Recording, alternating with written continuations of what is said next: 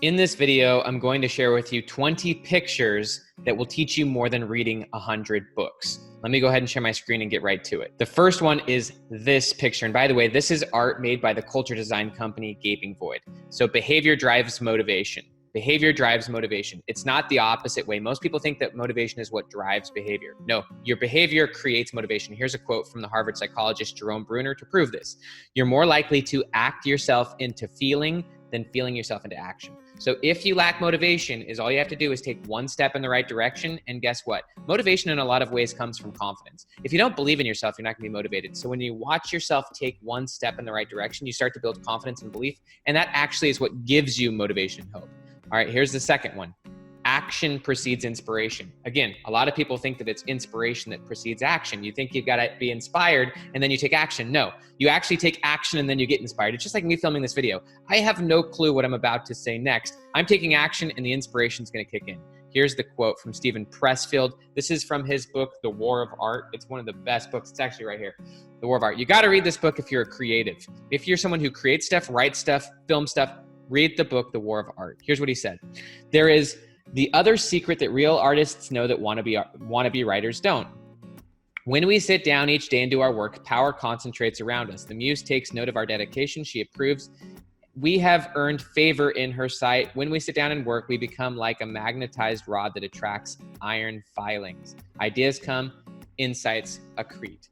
I can say this from literally living it. I have written hundreds of articles that have been read literally over 100 million times. If you sit down and if you start working, if you get yourself in the right frame of mind, and also if you get yourself into a flow state meaning you actually only focus on one thing at a time. So right now, the only thing I'm focused on is finishing this video. I hope for you, the only thing that you're focused on is finishing this video. If you try to do two things at once, you're immediately pulled from flow. So if you're watching this video and you try to look at another tab, you're now split focused, and a split focused mind is basically good for nothing. Here is the third picture. Success precedes confidence. Most people think that confidence precedes success. It's actually the exact opposite. Here's a quote. Do what is right, let the consequence follow. Now, there's a lot of research on this idea. There's a meta-analysis, which is basically where psychologists combine a bunch of studies together and ultimately see what they've all found. But the point here is that small wins create confidence. Doing the right thing makes you feel confident. In psychology, there's a concept called identity capital. Your identity capital is your identity. It's how you see yourself. It's what you believe about yourself.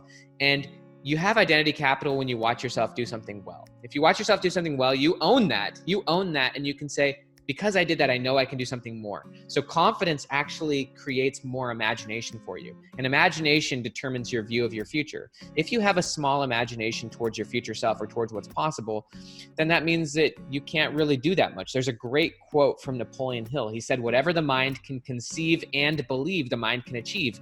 But you won't conceive great futures if you don't have that much confidence and if you haven't been exposed that much. You also won't believe in great futures if you don't have that much confidence. And so you've got to actually get small wins.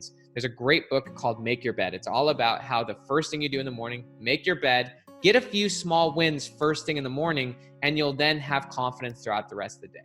Put first things first. Here is the fourth picture.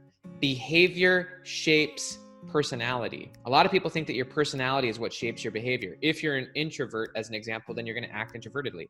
No, your behavior over time consistently is what produces your personality. And by the way, guess where your behavior comes from? Your behavior comes from your identity. Your identity is the way you see and describe yourself. And so if you call yourself an introvert, then you're affirming to yourself that you're an introvert, and you're going to start acting according to that story. There's a lot of research on what's called the theory of narrative identity. Your narrative is what you say about yourself. It's how you define yourself. That's your identity. Your identity is way more important than your personality. Your personality is surface level. Your personality is external. Your identity is internal. Your personality is the byproduct. Your identity is the cause. So however you see and describe yourself, whatever you affirm of yourself, and by the way, everything you say is an affirmation. If you say it's gonna be a bad day, that's an affirmation. If you say it's gonna be a great day, that's an affirmation. If you say this video sucks, that's an affirmation. If you say this video is great, that's an affirmation. Everything you say is an affirmation of something. And everything you say about yourself is also an affirmation of who you are. And here's what the research actually says in psychology. The research, and this is from Daniel Gilbert from Harvard, but there's so many other researchers on this. Your future self is going to be a different person than who you are today. You actually underestimate how different you're going to be in the future. Just like probably your former self is more different than you actually give yourself credit for. Think about who you really were 10 years ago. Think about what mattered to you. Think about how you spent your time. Think about what you cared about. Chances are you've got different values, different priorities, different focus, different goals.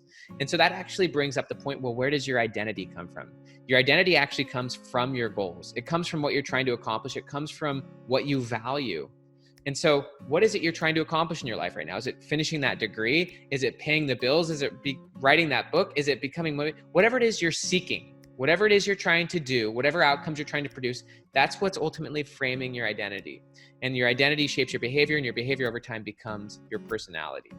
So here's the quote. It's from Albert Einstein. Imagination is more important than knowledge, for knowledge is limited, whereas imagination embraces the entire world, stimulating progress, giving birth to evolution. So this is another thing that Daniel Gilbert found in his research, is that most people, they don't imagine a future self. In fact, most people think that their future self is basically the same person they are today. As Daniel Gilbert said, human beings are works in progress that mistakenly think they're finished. So if you think that your future self is the exact same person you are today, then you think you're a work in progress you actually don't think you're a work in progress. You think you're finished. And that's what Carol Dweck calls a fixed mindset. If you think that who you are right now is who you're always going to be, then you don't have that much imagination towards your future self. If you don't have that much imagination towards your future self, you're not again, back to the Napoleon Hill quote, whatever the mind can conceive and believe, the mind can achieve. If you view your future self as a different person, which by the way they are, your future self is going to be in a different situation. They're going to have different goals, different values. They're going to be in a different world even. Think about how different the world is right now versus where it was 5-10 years ago. We are part of a culture, and our values in many ways are shaped by that culture. We're slow boiling into our future selves, just like the culture is slow boiling into whatever it's slow boiling into. So you're slow boiling into someone. You're going to be different in 10 years from now. The question is, are you going to live by design and intention, or are you just going to fade based on whatever culture takes you? All right. Here is the fifth. You make or break your life before 8 a.m. Here's a quote from Richard Waitley. If you lose an hour in the morning, you'll spend all day looking for it. So most people, they spend their life on what's urgent, whereas people who become successful, they put their energy into stuff that's important. There's stuff that's important and there's stuff that's urgent. If you wake up and all you're doing is focused on what's urgent, then you're focused on your current situation. You got to wake up, you're looking at your phone, you got to get to school, you got to get to work. You're just doing what your current life exists. Whereas if you have a clear future self, if you have someone you want to be, if you have vision and focus, you wake up and you put what's important first. You wake up, you get yourself into a new environment, you journal about your future self, you write about your goals, you visualize your future self. And by the way, there's a lot of research. If you visualize your goals, first off, that's required to engage in what's called deliberate practice, which is how you learn and develop skills. But also, if you envision your future self, and if you feel what it would feel like to be there, you start to lay down tracks in your brain, neural networks that essentially reflect your future self. And there's a great book called Eat the Frog. Eat the Frog is basically the idea that you want to do the worst first. That's important. Whatever's important is towards your future self. And so if you were to wake up and start taking action towards your goal, and if you were to do it in a flow state, meaning before you woke up, before you started looking at your phone and speeding up your brain, because your brain starts to speed up as you start putting it in more and more directions. So opening up your phone, looking at social media, looking at your email, that's speeding up your brain and taking the possibility of flow out of the equation. You want your brain to stay slow so that you can be in flow. And if you're sending your brain in multiple directions, how can you focus on one thing at a time? You just can't. So rather than looking at your cell phone, rather than doing that, you want to put first things first. Wake up, get yourself in the right environment, maybe visualize your future self, but ultimately take action in a flow state. Eat that frog. Do the worst first before 8 a.m. When I was a PhD student, this is what I did. I had a lot of classes at 8 a.m. to get my PhD, but I'd wake up 5 o'clock, go to the gym, listen to audiobooks, and ultimately I would go and write articles. And I wrote articles, and then I'd go to my class at 8 o'clock. And by the time I got to my class at 8 o'clock, I'd already written articles. Throughout my PhD, my articles got read over 100 million times, and I became a professional writer and was able to start a really great business because I ate the frog. And that was the frog that was towards my future self. My question for you is, who's your future self? And are you making or breaking your life before 8 a.m.? Or is your life totally based on what's just urgent, what's right now versus who your future self is? Whatever's urgent is based on your current circumstances. Whatever's important is based on the long-term vision towards your future self. All right, next picture. 100% is easier than 98%. This comes from a quote from Clayton Christensen. He was a Harvard business professor who died this year. If you give in to just this once, based on a marginal cost analysis, you'll regret where you end up.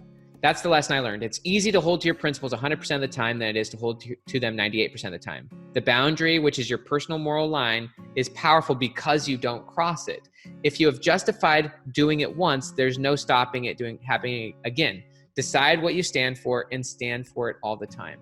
Now, this quote is powerful because there's a lot of research behind it. If you're only 98% committed to something, first off, that means you haven't fully committed. It means you haven't fully decided. A true decision means you've cut off alternative options. True decision and true commitment, by the way, means that it becomes your only option. It becomes a point of no return. So if you're only 98% committed, let's just say to a diet, what that means is that in every future situation you're in, let's just say you're at a wedding, your favorite, the amazing cake is served. You then have to ask yourself, is this one of those 2% of times when I'm sticking to my diet? And if you walk into situations into the future without knowing what you're gonna have to do, then you have to make new decisions over and over and over again. In every future situation, you have to ask yourself, is this one of those situations? And basically you're making decisions based on the situation. And if you're making decisions based on the situation, more often than not, the situation will win.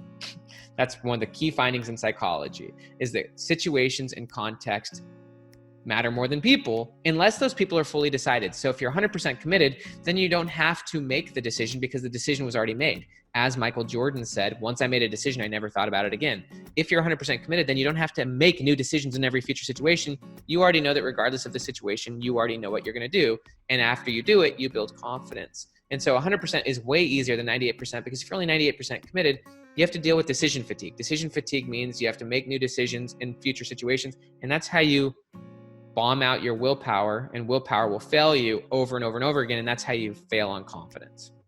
All right, here's the next picture. When you make a decision, the universe conspires to make it happen. That comes from Ralph Waldo Emerson. And that fits with basically what we were just talking about, that a decision means you've cut off alternative options. It means that you've made what you want the only option. And there's another great quote that goes from this by Robert Brault. Robert Brault said, "We're kept from our goal, not by obstacles, but by a clear path to lesser goals." Let me say that again. We're kept from our goal, not by obstacles, but by clear paths to lesser goals. So it's not the obstacles between you and your dreams that are stopping you. It's that you have clear paths to lesser goals. It's that you're still entertaining other options. You haven't made a true decision. You're only 98% committed or less. If you have lesser options and lesser goals, then it means you're not that committed. There's another great quote on this from Derek Sivers. He said, "No more yes. It's either hell yes or no. If it's not a hell yes, then it's a no." So you have to ask yourself, are all your lesser goals what you really want, or are they just you not being committed? You spreading your mind. Remember, if your mind is going in multiple directions, not only are you not in flow, but you're not actually moving forward. Success means you're taking 20 steps in one direction. Being busy means you're taking one step in 20 different directions. Every time you remove a lesser goal, you become more committed to your true future self. True decision means you've removed alternative options. You've removed lesser goals. When you make a true decision, the universe conspires to make it happen. By the way, that brings up another quote, and that comes from the book, The 15 Commitments of Conscious Leadership, that commitment is a statement of what is. You can know what you're committed to by the results you get, not by what you say you're committed to.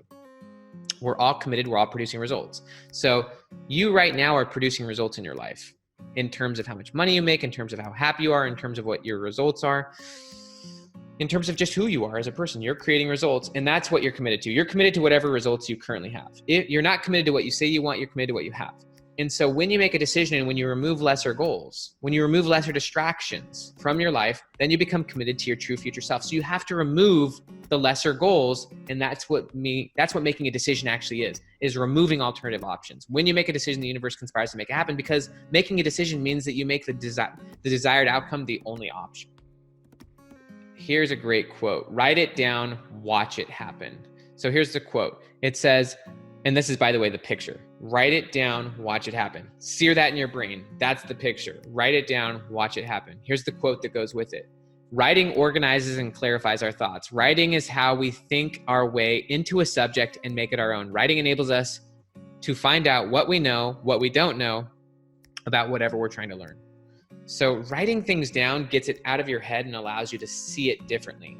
This is one of the key techniques of what's called emotional regulation. Emotional regulation is one of the key aspects of being emotionally healthy. If you're stressed out, if you don't talk about with someone and if you don't write down why you're stressed out, then it's inside of you and it's confusing, it's foggy. If you write about it, then it's now outside of you and you can read it and you can start looking at it differently. You can look at it from different angles and you can ultimately start thinking clearly about it. But even as a writer, if you're trying to learn something, if you're writing about what you understand about that subject, it could be any subject. It could be politics, it could be business, it could be math, it could be any subject at all. If you start writing about it and trying to clarify it and trying to turn into a system of thought so that you can teach it to someone else, you then understand it better. You also see the holes in your understanding, just like taking notes. So, but on a more powerful, practical level, if you write it down, you start getting committed to it. I think there's a lot of research that shows that there's only about 3% of people who have written goals. In the book, Think and Grow Rich, which is a great book, one of the things he suggests is that you write down specifically the amount of money you want, when you will have it, your plan for getting it, and then you read that every single night and you visualize it happening. You read it at night and then you read it first thing in the morning to trigger your future self, trigger what's important versus triggering what's urgent. And if you do that, then you train your brain and you train your subconscious to get what you want. You train your worldview. We all have a worldview. We all see the world subjectively. As Stephen Covey said, you see the world not as it is, you see the world as you are, or as you've been conditioned to see it, but you train your conditioning. Your input shapes your outlook. Your input shapes your outlook. And so you train what you're conditioned to see. And you can condition yourself to see whatever you want. What you focus on expands. And so it's up to you to condition yourself to see the world a certain way. Psychologists call that selective attention. Other people call it the reticular activation system. But ultimately, if you're focused on your goals, and there's actually a great book on this. The book is called The Little Book of Talent by Daniel Coyle. But one of the things he talks about is that people who become high performers, they're surrounded by high performers and they're focused on, they obsessively look at the people who are where they want to be. So if you're like an amateur tennis player, if you're watching pro tennis players all the time, the mirror neurons in your brain can start to mimic it. You can start to ultimately become it. Human beings are very flexible, but it's all about what you train yourself to focus on. You're seeking something. Whatever you're seeking, you become. Whatever you desire over time, you eventually become. And so the question is, what are you seeking? What are you staring at? What are you focusing on? Because that's what's expanding. And ultimately, writing down your goals regularly, reading them before you go to bed rather than staring at your phone, reading them first thing in the morning, allows you to live consciously and intentionally towards your future self. And there's a lot of research on this, by the way, by Roy Baumeister, by Martin Seligman. But basically, from a psychology standpoint, consciousness is about having, thinking about your future and ultimately using a specific future that you want to guide your present. That's being conscious in the present rather than being on autopilot. We tap into a vast ocean of abundance. This is the quote. Giving as you get acknowledges the universe as truly abundant. Giving taps into the spiritual dimensions that multiply us, our thinking, and our results. The enlightened millionaire knows this. There's an ocean of abundance that one can tap into with either a teaspoon, a bucket, or a tractor trailer. The ocean doesn't care. So that's the picture. We tap into a vast ocean of abundance. The world, the universe, God, however you want to see it, is infinite. And it's your choice if you want to tap into it with a teaspoon, a bucket, or a tractor trailer. The ocean doesn't care. It's infinite. It doesn't notice. It doesn't care. It's irrespective of people. It's just on you. And the idea is that as you give, you get. Life gives to the giver and takes from the taker, as Joe Polish would say. And so as you give, not only giving money away, but giving money away is powerful. Give money to charity, give money to your church, give money to strangers, but also give of yourself. There's, I think, a whole book on this, on creativity, that you need to give it all away. You need to empty your cup so that you can fill it back up. Creativity and love are things that if you give, you can give more of. You actually get more creativity as you give it all away. If you hoard your ideas or if you hoard your love, then you're not going to be able to give that much. Your capacity shrinks. So you want to give, and your capacity for giving expands, and also your capacity for receiving expands. Here's the next picture. Gratitude changes things. Gratitude changes things. Look at this picture. Gratitude changes things. When you change the way you see things, the things you see change. That's powerful. When you change the way you see things, the things you see change. There's another quote that goes along with this. It's by Goethe, but he says, the way you look at a child determines how you treat them, and how you treat them determines who they become. So the way you look at things determines what it is. If you look at your past, for example, as a negative, that's what it will be. If you look at it as a positive, even traumatic experiences, then it will change. Your past is flexible. Your past is basically a reflection of the meaning you give to those events. You can change your past by changing how you see it. You can even change yourself by changing how you see it. In physics, there's a concept called the observer effect, that when you look at something, you literally change it. Every time you look at yourself, you change it a little bit. But you get to choose the frame that you look at things. You can choose to say, I love you. You can choose to say, I hate you. But basically, your choice is, how do you see things? When you change how you see it, the thing is going to change. It's powerful. Here's the next quote or the next picture. Nothing happens until after the boats are burned. Nothing happens until after the boats are burned. Here's the quote.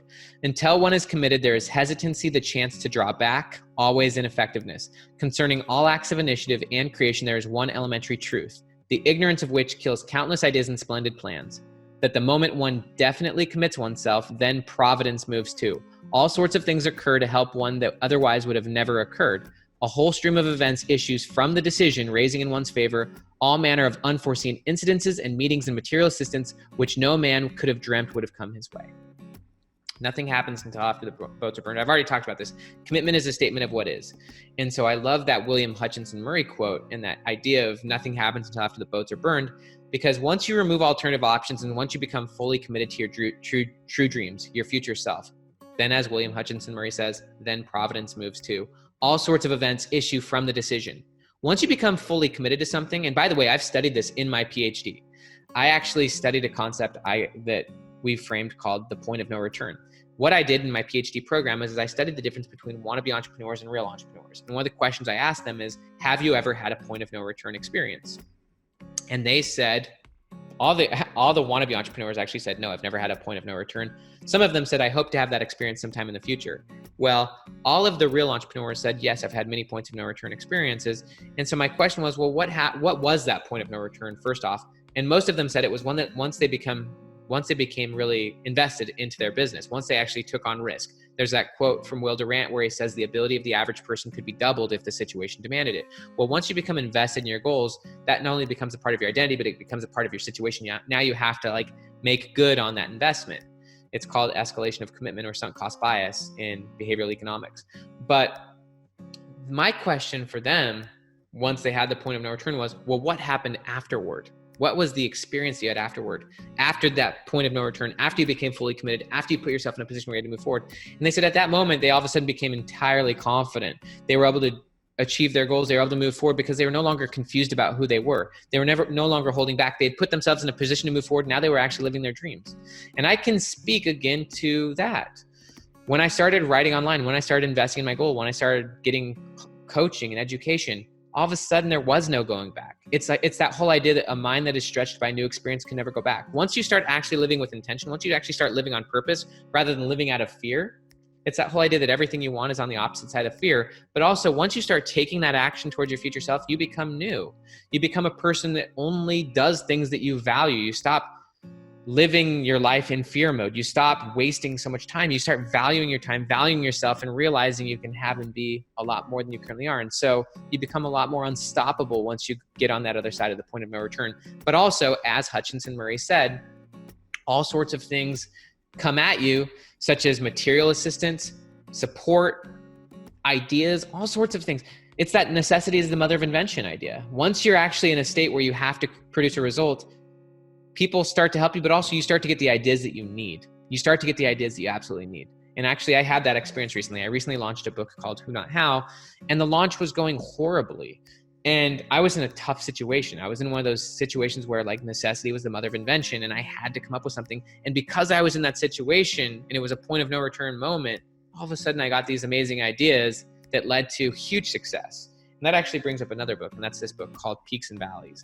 This is an incredible book written by the guy who wrote the book, Who Moved My Cheese. Who Moved My Cheese is a classic, read by 20 million people. If you haven't read this small book, takes an hour. This is a book about adapting to change, because change always happens. And a lot of people, they're not that adaptive. They just do things one way. Even if the situation changes, even if it proves ineffective, they're like, nope, this is how I do things.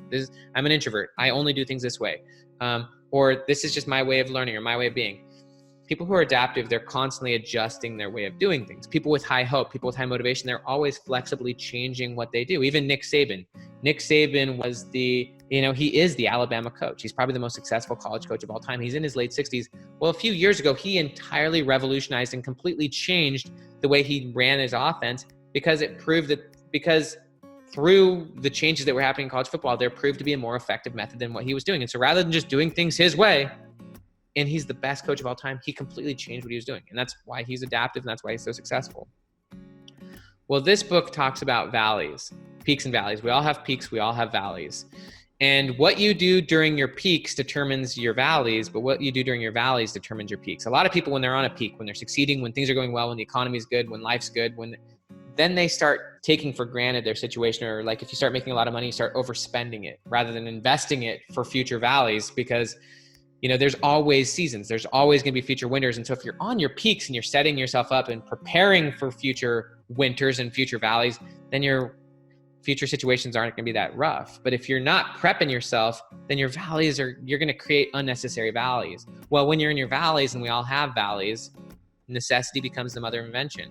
What you do during your valleys determines the quality, the size, and the length of your peaks. And so sometimes being in those valleys can be a good thing. Necessity is a mother of invention. Sometimes being in a tough spot allows you to come up with brilliant ideas that if things were going well, you'd be too complacent. So take advantage of those valleys, but also take advantage of those peaks. Don't waste those peaks by getting complacent. I'm going to speed up. The bigger you invest, the more your psychological upgrade. This is from Hawkins. He says the unconscious, and this comes from his book, by the way, Letting Go. David Hawkins, he's dead now, but he wrote the book Power versus Force and Letting Go. He's a brilliant man.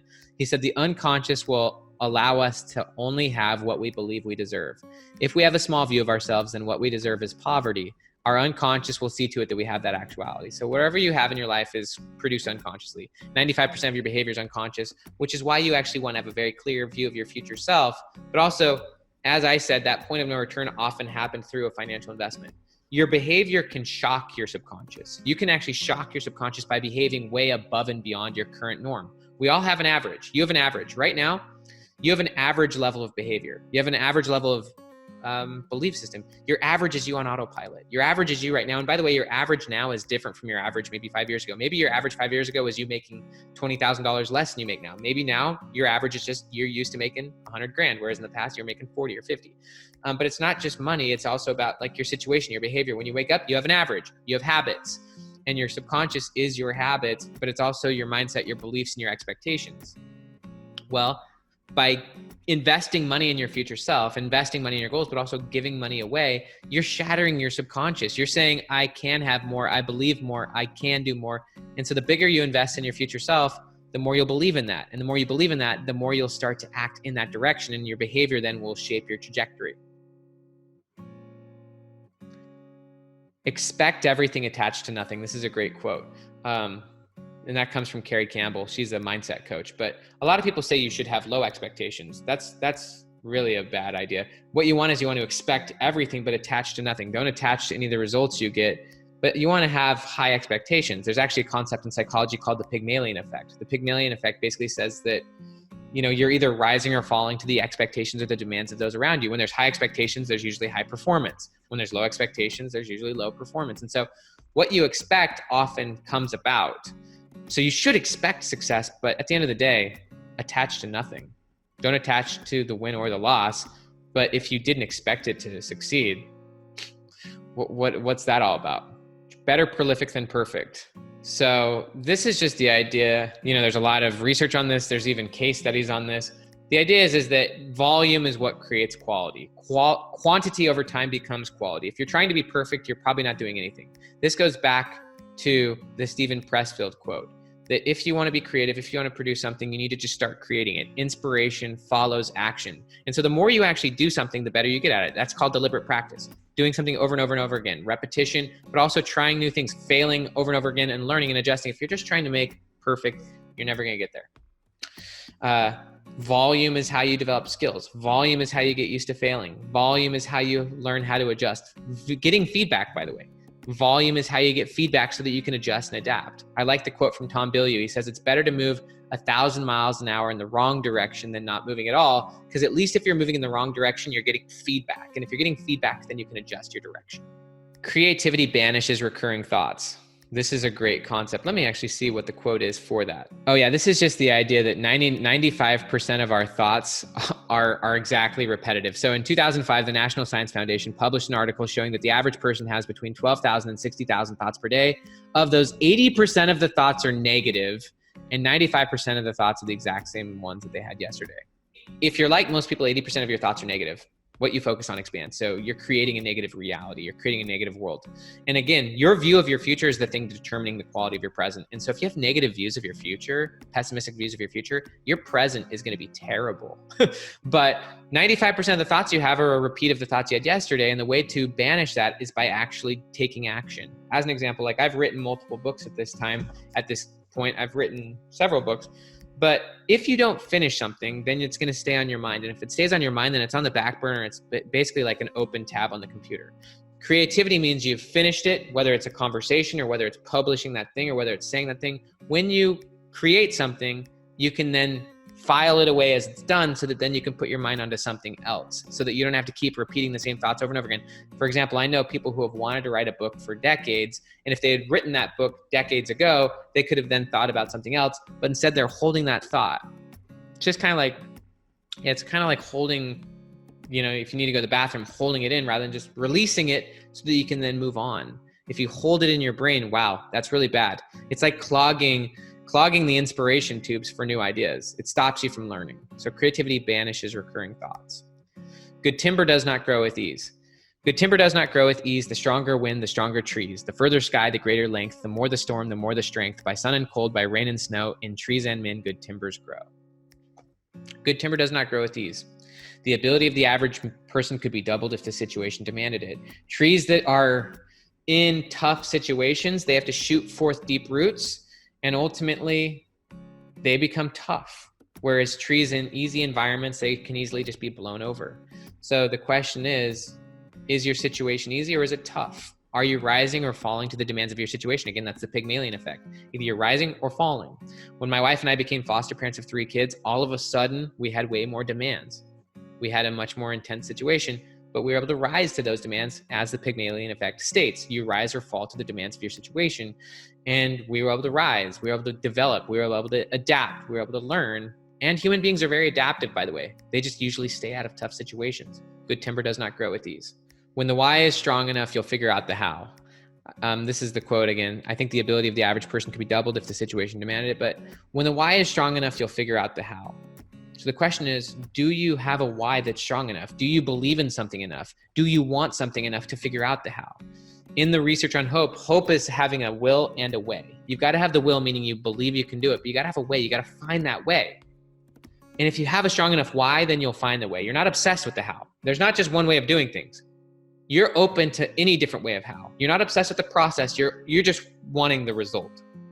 People who are unsuccessful, they're so obsessed with doing things a certain way. They're obsessed with the process. They got to do it this way, and if it's not this way, then I'm not going to do it.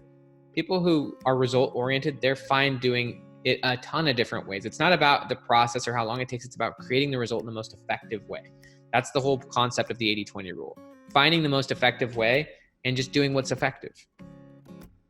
And so when the why is strong enough, you will figure out the how. Even if that how requires you going way outside your comfort zone, doing something you've never done before, if the goal is big, you will have to find a way that's probably way outside your comfort zone, and you'll be fine with that. You'll become flexible that way. Just a few more. Truth is relational. When we try to pick out anything by itself, we find it hitched to everything else in the universe. This is just the idea that everything is connected. It's that whole idea of systematic thinking. It's the butterfly effect. What happens here affects that which is there. You can't look at anything in isolation because everything is connected. So if there's any area of your life that's out of alignment, you can't just say that this isn't impacting everything. Everything impacts everything. So the butterfly effect is basically the idea that little things over here can make huge impacts way over here. A butterfly flapping its wings in Argentina can create, a tornado up in St. George, so everything is connected. Don't just isolate things and assume that they're not connected. And you yourself are connected to what's around you. You're a product of your context and your environment. You are what you're surrounded by. You are what you consume. And so if you change your system, if you change your context, then you can change your life. Just a few more.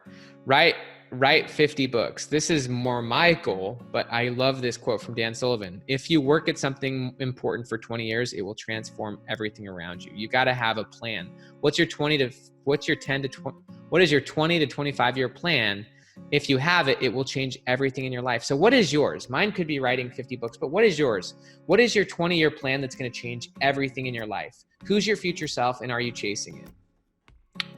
Here's that last one. Do what is right, let the consequence follow. We control our actions, but consequences that flow from those actions are controlled by principles, Covey. So you will do what is right, let the consequence follow. You control your action, but you don't control the consequence. The consequence flows from principles. If you eat healthy food, the consequence will come. If you go to the gym, consequence will come. If you give money away, consequence will come. If you wake up early and get to work eating your frog, consequence will come. So you control your behavior, principles control the outcome. Those are the 20 pictures that will teach you more than reading 100 books. If you actually listened to this, if you comprehended it, you got the keys to move forward. You've got the keys to take action. Expect everything attached to nothing. Better prolific than perfect. Your inspiration follows your action. Your personality follows your behavior. You can become pretty much whoever you want. It's up to you to imagine and become your future self. Most people have a fixed mindset. It's totally up to you. My name is Dr. Benjamin Hardy. Down below, you can click the link and get my 30-day Future Self course. Totally jam-packed with science and strategy. Totally free. Have a beautiful and amazing day.